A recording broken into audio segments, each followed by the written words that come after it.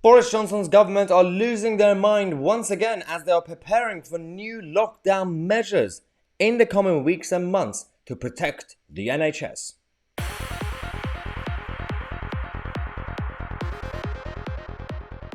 Oh god, here we go again. Welcome back to the channel. This is the chaotic government that we're dealing with.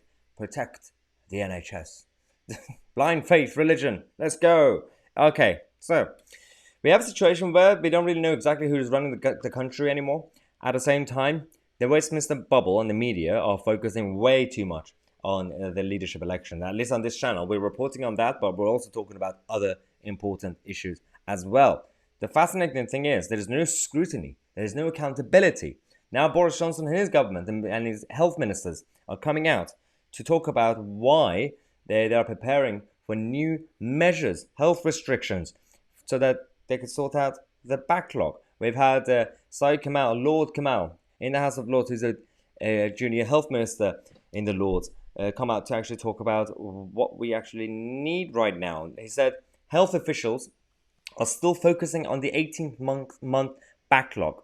If it gets to a point where it is affecting the backlog, then clearly measures may well have to be introduced. They've got everything ready now. They just need to be considering if it gets worse. So the interesting thing here is that it's not really about that, is it? Because we know from the stats that if you want to talk about facts, we have facts.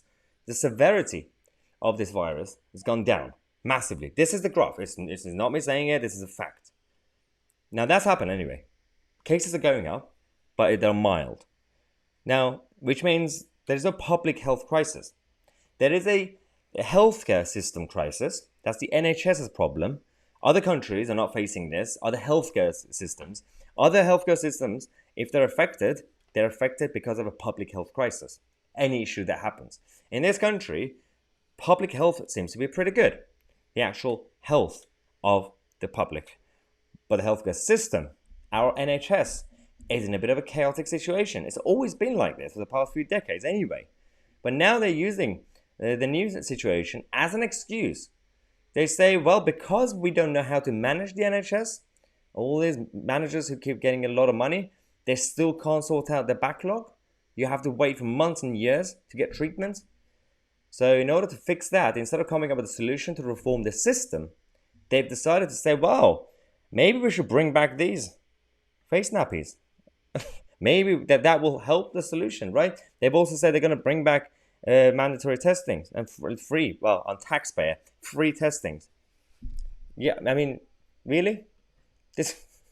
Why is no one talking about this? Why am I sitting here complaining and the rest of the country are just walking around, the media and the politicians? Where are the opposition? I mean, I don't really expect the Labour Party to oppose these plans. They're probably in favour of all these plans anyway. It's their idea. And the government keeps just basically going ahead. There's no scrutiny, there's no accountability, and there's no democracy. Where is the democratic will of the people for being respected? Do you go around the country and ask them if they want to bring back the face nappies? The moment things got better, even those who you scared them into actually staying at home, you scared them into wearing the masks and everything else, even the last few months, people gave up now. Now they're walking around like normal people. There's a few people I see in London when they're driving in their own car and no one around them, still covering their face for no reason. But there's always some special people. Can't really blame them. But it's not really a case where the public health and the people's health is actually at risk. It's your NHS. You need to sort it out. Why are you telling us how to change our lifestyle? It's your responsibility to prepare it. The NHS is supposed to serve us. We're not supposed to be serving the NHS. Sort it out. Or get out of government and have some sort of alternative option. It doesn't really work anymore. I'm going to take a quick break. We're going to come back and we're going to expose what's been happening in Uber and the secret files that's exposing their dark, dodgy dealings with global governments. Subscribe to the channel. I'm Tousi and we are the media.